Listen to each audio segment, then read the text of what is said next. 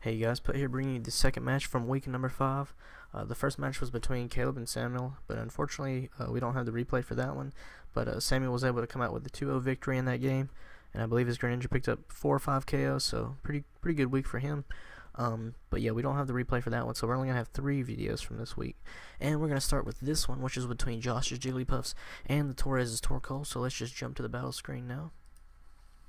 Okay, so we got Josh on the top side bringing the Snorlax, Golem, Slowking, Togekiss, Greninja, Heracross, and on the bottom we got the Torkoals with Zapdos, Nidoqueen, Regirock, Starmie, Garchomp, Virizion. So these guys are 1 and 2 in the standings, I believe, at the moment. So it's a pretty big game for both of these guys. Let me make sure my music's turned off. Yep. Alright, let's start it. Okay, so we come out with the Zapdos Golem lead, which is pretty bad news for John, unless he's carrying HP grass or water. If he had HP grass or water, he just fires it off, drops Golem to sturdy, and then he can go from there. But he goes for the Volt switch instead. I don't know why he's Volt switching. I'm guessing that, let me pause this real quick. I'm guessing that he just forgot that Golem was ground type, just thinking that he was a rock type or something probably, and forgot about the ground typing and tries to Volt switch on him. As Golem sets up a rock polish, which is yeah, that's really threatening for John's team. So let's play the next turn. So the Golem, Zapdos bulk is insane. Like, it took that Rock Blast pretty well. I mean, it only hit 3 times. If it hits 4, it obviously KOs, but still, it took that pretty well and is able to live. And here he goes for another Volt Switch. I'm not sure. I'm guessing he looked away from his computer or something and like didn't realize that the first one was immune, or maybe he thought that he missed, or he might have just misclicked. I don't really know why he did that, but so yeah, the first 2 turns he does absolutely nothing. Oops, he does absolutely nothing while Josh sets up a rock polish and is able to drop Zapdos pretty low. So let's play it some more. So then out comes the Reggie boy to wall this Golem, because of Reggie's high defense, and this Rock Blast hits 5 times this time and actually does a nice chunk of damage. And then the Golem's going to go for the Earthquake and nearly kills, as the Regirock goes for the Drain Punch, and it procs the weakness policy. So now John's in some trouble. He's got a +2 Golem right in front of him, as the Earthquake does kill. So now out comes the Virizion, and Josh goes for the Earthquake here and it doesn't kill. The funny thing is that he was running Heavy Slam for Azumarill, but I don't agree with Heavy Slam over Fire Punch, because if it's Azumarill, like if Azumarill comes in now, especially if it's Choice Banded, I don't know, I haven't ran the calc for this, but Azumarill can probably just come in an Aqua Jet and just kill, because it's 4 times super effective. So if he had Azumarill, it almost probably doesn't matter.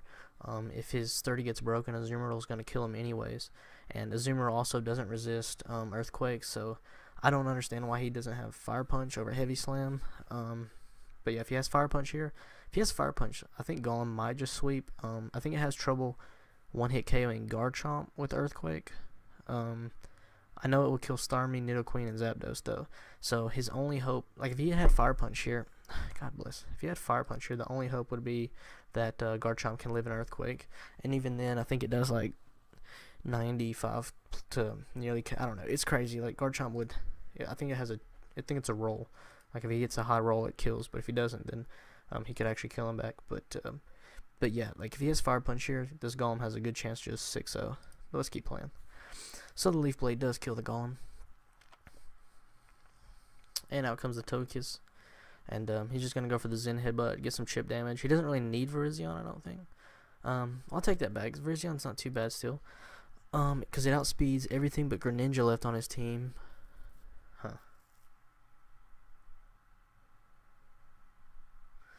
Let's see, it can hit Snorlax hard. It can hit Slowking hard.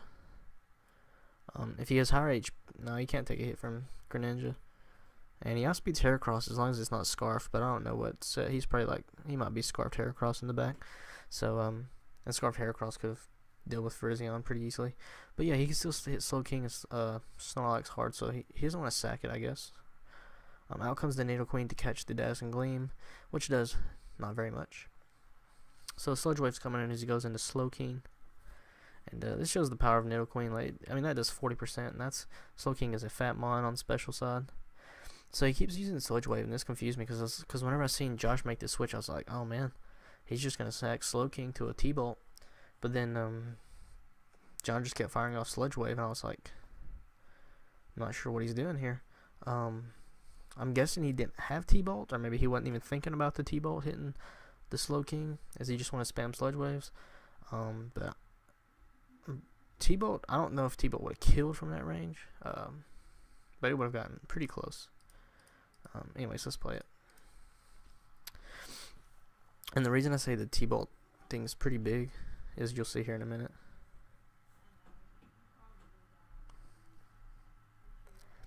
So yeah, the Slack Off is giving more HP back than the Sludge Wave's taking away. And plus leftovers, it's like, what is it? Hold on.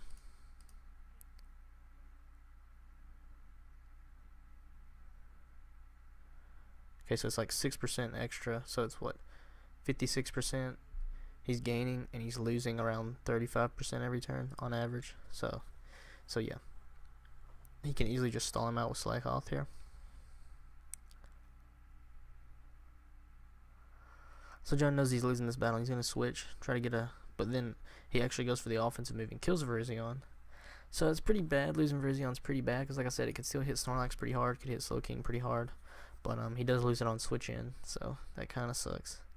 Especially considering that Nidoqueen, I don't feel like Nidoqueen is useful at all here at the end of the game. It does hit Togekiss hard, but outside of that, it gets outsped and dies to Greninja. It would get outsped and die to Heracross, at least with it at that HP. It can't kill the Slowking, and it can't touch the Snorlax. So I feel like that switch was kind of pointless. I feel like he just should have just kept spamming Sludge Wave until he died, or like I said, if he had T-Bolt, he'd been fine. So I don't know what set he's running. Like, if he's running an all-out attacking set, it should be like, for Josh's team, it should be like Earth Power, Sludge Wave, Ice Beam, T-Bolt, something like that. But I don't know. Maybe he was running Ice Beam, Flamethrower, or he might have had Stealth Rocks on there too. I'm not sure what set he's running, but yeah, no T-Bolt hurts him really bad here, and I don't think he should make that switch. Like, I think he should just sack Nidoking because it doesn't really do anything. Then switch into Virizion, and then try to gain some momentum off of that. Or into Zapdos even. So out comes Zapdos, and Snorlax just walls this thing, no problem. So he's going to fire off the return here because it's going to hit anything hard, and the Zapdos does go down to the Snorlax. So out comes the Garchomp here, and the Josh is going to switch to his Togekiss here. This is an interesting play because I was looking at this play and I thought, you know what? Josh could stay into Snorlax, and if he goes for Outrage, he'll lock Garchomp into Outrage. Then he goes into Togekiss, and he can't switch out the Garchomp, so he'll be locked in. So Garchomp's gonna have to catch a Dazzling Gleam and die. So I thought he might try to go for that play, but he does switch into Togekiss, which makes perfect sense because Togekiss is immune to both of Garchomp's stab moves and Outrage and Earthquake. So yeah, it was a pretty safe switch in. So Garchomp's going to switch out because he knows he can't kill Togekiss from this range. And the Dazzling Beam does a ton of that Starmie. This Ice Beam does a decent bit back, but Togekiss is just too fat and is able to kill the Starmie with another Dazzling Gleam. So out comes the Nidoqueen, going to try to force this Togekiss out again, and it does. Back into Slowking. Sludge Wave hits. Like I said, this is where T-Bolt would be huge because I don't think T-Bolt could kill from this range, but it could get really close. And the main thing is that Slowking wouldn't have been able to Slack Off stall the Nidoqueen, but it is able to finally eventually take down that Nidoqueen. So out comes the Garchomp here. He doesn't want to just sack Slowking, so he goes right back into his Togekiss because this thing is really strong against Garchomp. Resists the crunch, of course, but then he is carrying the Poison Jab to finish him off. So then he goes right back into Slowking because with Regenerator he's nearly back to full. He can take the crunch pretty well, and the Ice Beam does one hit KO the Garchomp for a nice 4-0 victory for Josh. I feel like if John would have played better on turn 1, not letting the Golem get the 2 free turns, and also, but to the same extent, if Josh would have had Fire Punch on Virizion, this game could have even been worse than what it was. It could have been a 6-0. So there's that as well. But I feel like if he wouldn't have played so bad on the first 2 turns, things could have gone better. He lost his Regirock for pretty much nothing. I mean, really, it was nothing. All he did on Regirock was pop the Sturdy on Golem. That was it. Let's see what else. The switching of Virizion. I mean, I understand what he was trying to do because he wanted to go ahead and get in a Virizion so he could force out the Slowking. But he picked the wrong turn to do it, and it kind of bit him. See, not having T-Ball on Nidoqueen was pretty bad because he could hit Slowking really hard with it. Aside from that, though, if those 3 things, T-Bolt on Nidoqueen could have killed this Slowking a lot easier. Not letting the Golem get set up would have been nice. I think Azumarill actually would have been a pretty good pick, although Azumarill does get walled by Slowking fairly well, especially if it's defensive Slowking, which looking at how much damage he took from that crunch, it probably was defensive Slowking. So, that could have been a hard thing to do, but, yeah, I don't know. It was a good game, and let's go ahead and do a little MVP thing. I hadn't done this in a while. Let's see. So the MVP for this match is going to go to Slowking of the Josh's Jigglypuffs. Slowking was picked up the week before, last week I think, and so I think this is the very first week he was eligible to be used, and he comes straight out of the free agent pool and drops a nice 3-0 to help Josh win the game, and he completely walled the Nidoqueen all game. He's able to pick up KOs on Virizion, and the Garchomp he's able to take I think the league leader in kills at the end of the game.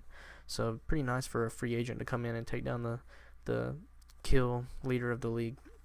So yeah, good game, guys. The next one will be Caleb and not Caleb, but Matt and Colton. See you there. Peace.